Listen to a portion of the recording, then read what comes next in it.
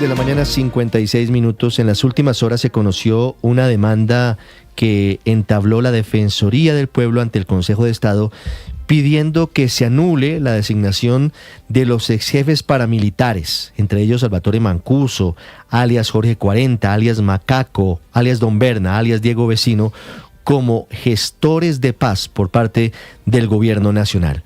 Señora Defensora del Pueblo, Iris Marín, buenos días. Buenos días, Ricardo, para ti, para el panel y toda la audiencia. Defensora, ¿cuál es el sustento, cuál es el argumento para que ustedes pidan la nulidad de esa designación?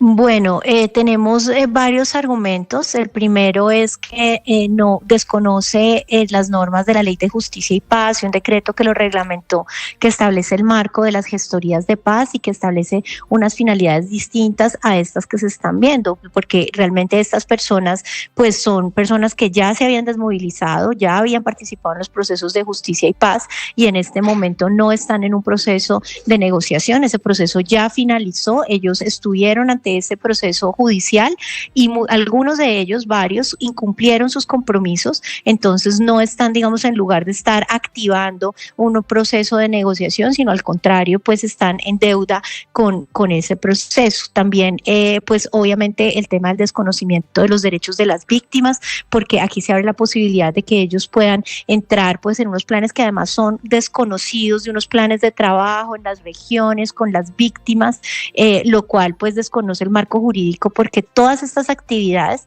en el marco de la Ley de Justicia y Paz estaban reguladas y supervisadas por un juez que permitía hasta dónde pues debían pues ir sus obligaciones y también sus posibilidades de interacción con las víctimas. Aquí se desconoce completamente ese marco y se pone en riesgo los derechos de las víctimas, quienes tampoco participan en estos procedimientos. También, uno de los cargos es la falta de competencia, porque el presidente de la República no tiene pues una competencia precisa que le permita expedir una resolución directa y el Ministerio del Interior, donde abre este camino sin ningún fundamento normativo claro, no es la reglamentación clara de una norma, no, es decir, no es claro de dónde sale esta facultad del presidente. Entonces no hay una norma habilitante y entonces hay una extralimitación de las funciones del presidente. Y también el asunto de la motivación es incongruente, es insuficiente, no establece bien las razones fácticas, cuál es el contexto. Hay, digamos, es como una caja en la que se abre un camino sin unas condiciones claras y que al contrario, pues sí abren la posibilidad de que estas personas estén saliendo de los centros penitenciarios, especialmente las que están privadas de la libertad, en unas actividades de interacción con las víctimas que no tienen absolutamente ninguna regulación ni ninguna supervisión judicial. Defensora, le entiendo que lo que no es claro es para qué designan, entre otras cosas, a estos exparamilitares que ya tuvieron una oportunidad ante la justicia transicional como gestores de paz. Es decir, ¿no hay claridad sobre cuál es su función o qué busca el gobierno con esta designación? De una parte, pero de otra parte realmente no es el momento procesal en que ellos puedan entrar en estas interacciones con las víctimas. Es que la Ley de Justicia y Paz traía unas condiciones muy especiales. Ellos deberían entregar la verdad completa, contribuir a la reparación entregando también los bienes y obligarse a no volver a delinquir. Y eso fue supervisado por los jueces establecieron quiénes cumplieron la condena, quiénes incumplieron, algunos con reincidencia como Hernán Giraldo en temas de violencia sexual con niñez, o sea, temas absolutamente graves. Y hoy se reabre una puerta por un canal paralelo sin ningún fundamento claro para que vuelvan a unas actividades de paz sin, digamos, desconociendo que han incumplido esos compromisos y que ahorita están, cumpliendo, atendiendo las consecuencias de su incumplimiento. Entonces también es ese tema de abrir un canal por fuera de los compromisos que estaban en la Ley de Justicia y Paz. Defensora, ¿usted solicita medidas cautelares para que se suspenda provisionalmente esta designación mientras falla de fondo el Consejo de Estado? Sí, nosotros pedimos al Consejo de Estado de una parte un trámite de urgencia que prevé el procedimiento y de otra parte una suspensión de esta resolución por todas estas razones.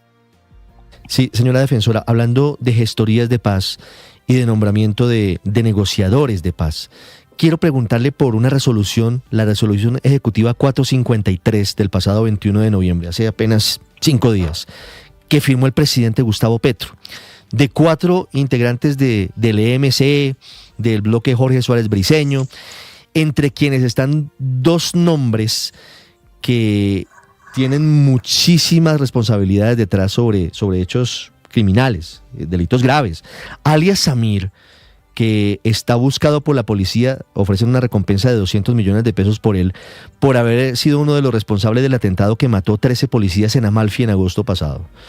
Y por otro lado, alias Danilo Albizu, que aparece en las revelaciones de Noticias Caracol en los computadores, hablando con Iván Mordisco sobre posible infiltración de la campaña Petro Presidente 2022. ¿Hay alguna limitación desde la ley cuando se habla de la designación de negociadores de paz vinculados o involucrados en delitos graves?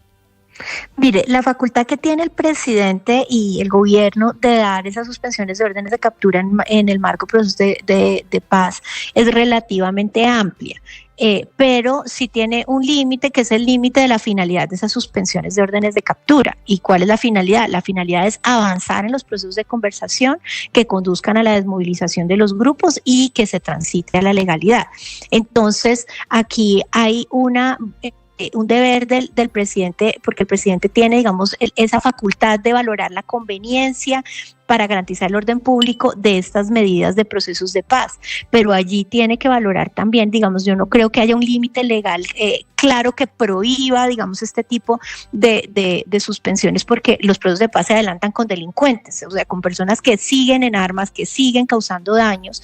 Entonces, pero pues no puede usar la facultad de manera que pueda permitir una mayor expansión de los grupos, que continúen delinquiendo, y ahí el gobierno tiene un deber de establecer unos protocolos muy claros, muy serios, de que esto no se está dando. Y ahí está la principal duda, porque realmente lo que nosotros estamos viendo con este grupo, pero con otros muchos, es su expansión territorial, crecen el número de hombres, siguen haciendo reclutamiento de menores de edad, además justamente para expandirse y crecer el número de personas, están afectando, tienen gobernanzas ilegales, tienen economías ilícitas, y uno no ve como la coherencia, que es la pregunta que nosotros hacemos: ¿a qué le creemos? ¿Le creemos a los compromisos que están en el papel o le creemos a la realidad que muestra que no habría realmente un compromiso de paz? Y el gobierno nacional y el presidente, dentro de esa valoración que tiene de la conveniencia de estas medidas, tiene el deber pues de hacerlo, y tiene un deber de transparencia, de evaluar esta situación y dar además una explicación al país, pero especialmente a las poblaciones que están siendo sometidas por estos grupos y que están sufriendo muchas de sus consecuencias por esa gobernanza que tienen armada, ilegal y con violaciones de derechos humanos. Es que no es muy fácilmente explicable, por decir que es incoherente que mientras el país llora a 13 policías asesinados en un acto terrorista con explosivos contra un helicóptero en Amalfi, Antioquia, en agosto pasado, el presidente de la República, 2 meses después, designa a uno de los responsables de ese atentado como negociador de paz, seguramente, eventualmente con suspensión de órdenes de captura en su contra. Pero anoche, y de otra parte, señora, está el tema de la zona de ubicación temporal. Sí. Ellos anunciaron en la mesa de negociación que iban a hacer una zona de ubicación temporal que tenía que hacerse en 45 días, ya no recuerdo, pero ya hace varios 45 meses días. se venció ese plazo. Entiendo que no han llegado a las, digamos, a condiciones operativas para hacerlo, pero realmente entonces uno dice, bueno, realmente hay un interés de concentrarse, de concentrarse sin armas, que esa ha sido una discusión, si se concentran con armas o sin armas, realmente estamos viendo ese avance, o lo que estamos viendo es otros hechos que son más de guerra que de paz. Defensora, sobre eso quiero preguntarle, porque la semana pasada se anunció un acuerdo entre el gobierno y estas disidencias para avanzar hacia una nueva fase de los diálogos, de las negociaciones. No sé si usted tuvo la oportunidad de ver el documento. Sí. Ahí hay unos compromisos y usted nos dice es que los compromisos a veces se quedan en el papel y no se cumplen. ¿Usted cómo ve lo que está pasando y lo que dijo anoche el presidente Petro, en el sentido de señalar que si no están cumpliendo con la entrega de menores y con la erradicación de cultivos, no tiene sentido seguir en esa mesa de conversaciones? Pues por supuesto que digamos hay que ver, justamente ayer hicimos un pronunciamiento sobre ese tema, y es que tenemos 2 fotos, la foto de la realidad y la foto del papel. La semana pasada se llegó a ese acuerdo, nosotros destacamos 2 compromisos, bueno, hay varios allí. Uno, el tema de monitoreo es fundamental, porque todo esto se queda en discusiones de impresiones, información que va, información que viene, pero no hay un mecanismo de monitoreo del acuerdo de paz. Allí se anuncia que va a haber, un poco tarde, pero más vale tarde que nunca, se anuncia el fin de la práctica del reclutamiento reclutamiento y se anuncia el respeto al proceso electoral. Muy bien las tres cosas, pero nosotros estamos pidiendo, si eso es así, en esta, digamos, con esta información que hay tan delicada sobre el proceso de conversaciones, nuestro llamado es cómo vamos a retomar y realmente generar confianza sobre ese proceso. Es muy difícil y una invitación que hacemos es que las disidencias al mando de Calarcá Córdoba den una entrega masiva e incondicionada e inmediata de todos los menores de edad que continúan en las filas. Ellos tienen el deber de hacerlo, pues primero porque es un crimen que está en curso, pero segundo, en coherencia con el compromiso que han hecho. Si lo hicieran antes de Navidad, la Defensoría del Pueblo está, digamos, muy dispuesta a poder colaborar en ese proceso, pues sería realmente una muestra de que esto sí va para algún lado. Necesitamos unos hechos que realmente digamos, permitan controvertir esta realidad que es tan angustiante. Es que estoy mirando cifras, defensora, de la expansión de grupos como el de las disidencias de Calarcá. Hoy El Colombiano cita a la Fundación Ideas para la Paz y dice que entre diciembre del año pasado y julio de este año, la estructura de Calarcá ha aumentado en número de miembros, de integrantes, en un 16%. Han ingresado 387 nuevos integrantes a esta disidencia, lo cual implica señalar que están en expansión, que a pesar de que en teoría están en un proceso de paz, lo que están haciendo es crecer y expandirse por el país, lo cual es un desafío. Lo que se busca es todo lo contrario. Ellos lo que están haciendo es aprovechándose de las negociaciones para crecer y para aumentar sus rentas ilícitas, y ahí está el desafío. Sí, nosotros efectivamente hemos constatado la expansión de todos los grupos armados. De hecho, el que más ha expandido ha sido el Clan del Golfo, pero todas las disidencias también se han expandido. Esto también lo ha reconocido el propio Ministerio de Defensa.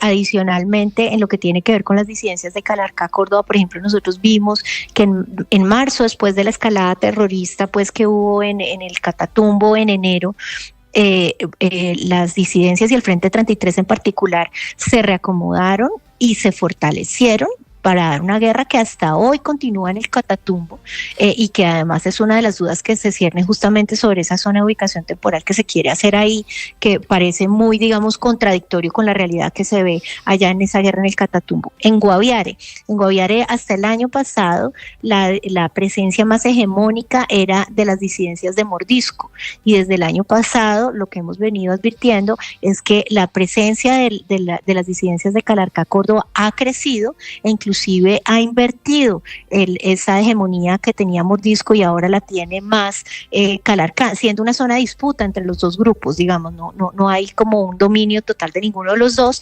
pero hoy en día la presencia y el dominio es más de Calarcá, y así lo estamos observando en varias zonas del país. Entonces, pues uno dice, bueno, realmente estamos ante un proceso de paz que está avanzando, para que uno diga, realmente estamos viendo que la situación está mejorando, que ellos dejan de lado la disputa por las economías ilegales, porque ellos a veces lo que muestran es que no van a renunciar a la disputa por las economías ilegales y por eso continúan e inclusive a veces justifican estas disputas con otros grupos armados porque se están disputando esas economías. En el medio, la población civil, en medio los niños reclutados, en el medio los líderes de juntas de acción comunal que los amenazan, les dan órdenes de decisiones que tienen que tomar respecto inclusive a la fuerza pública, que lo hemos visto, y entonces uno dice, bueno, no hay mucha coherencia en el accionar del grupo y respecto del proceso de paz, y segundo, cuáles son las exigencias que tiene el gobierno nacional para que realmente podamos creer en este proceso. Además, lo dramático, defensora, es que el propio alias Calarcá Córdoba, hace más de un año, en entrevistas, en varias, incluso una en Blue, reconocía que no iba a firmar un acuerdo de paz con este gobierno. Es decir, el fracaso de las negociaciones ya estaba prácticamente anunciado, porque ellos no tienen la voluntad, no expresan la voluntad de llegar a acuerdos de paz. Defensora, quiero hacerle una última pregunta sobre el escándalo revelado por Noticias Caracol, sobre la presunta infiltración de las disidencias de Calarcá en el ejército por medio del general Juan Miguel Huertas y en la Dirección Nacional de Inteligencia por medio de Wilmar Mejía, ni más ni menos director de inteligencia de la DNI. ¿Cómo usted analiza lo que está ocurriendo y cuál debería ser la actuación del Estado, del gobierno colombiano ante esta situación? El presidente en principio había negado los hechos, había dicho que eran informes de inteligencia falsos. Anoche da un viraje y pide una auditoría forense a los documentos y a los archivos encontrados antes de tomar decisiones. Sí. Pues mire, primero sumamente grave, sumamente preocupante. Obviamente, pues eso tiene que ser materia de investigación y se tiene que corroborar con las autoridades, pero ahí también hay pues una inquietud grande porque esa información está desde julio de 2024 en la Fiscalía y las investigaciones no han avanzado. La propia fiscal pues reconoció que no había habido pues como un proceso diligente al respecto, entonces uno queda muy preocupado que lo sepamos por los medios de comunicación cuando la Fiscalía tenía esta información desde hace tanto tiempo. Segundo, entonces se tienen que dar todas las garantías y agilidad a las investigaciones disciplinarias y penales de parte de la Fiscalía y de parte de la Procuraduría. Y tercero, el Gobierno Nacional. Nosotros hemos invitado a que realmente se evalúe que estas personas se mantengan en el cargo, no tanto porque ya haya que condenarlas y respete su presunción de inocencia. Es tan grave el asunto que hay que resguardar la confianza en la institucionalidad que está bastante, digamos, limitada en este momento. El presidente tiene que mandar un mensaje vertical y suspender y retirar a estas personas para que avancen las investigaciones sin ningún tipo de interferencia que pueda llegar a haber y para dar tranquilidad de que el presidente no está de acuerdo y que va a permitir, digamos, que haya otras personas que tengan confianza, que tengan credibilidad. No va a ser fácil recuperar la confianza después de estas denuncias, pero lo mínimo que pueda hacer el presidente es retirar a estas personas de ese lugar. Las 7 de la mañana, 12 minutos. Lo mínimo que podría hacer el presidente es retirar a estas personas, al menos temporalmente, de este lugar, dice la defensora del pueblo, Iris Marín, mientras avanzan las investigaciones. Señora defensora, muchas gracias. Muchas gracias, Ricardo. Un feliz día para ti. 7:13 minutos. La defensora del pueblo, Felipe, hablando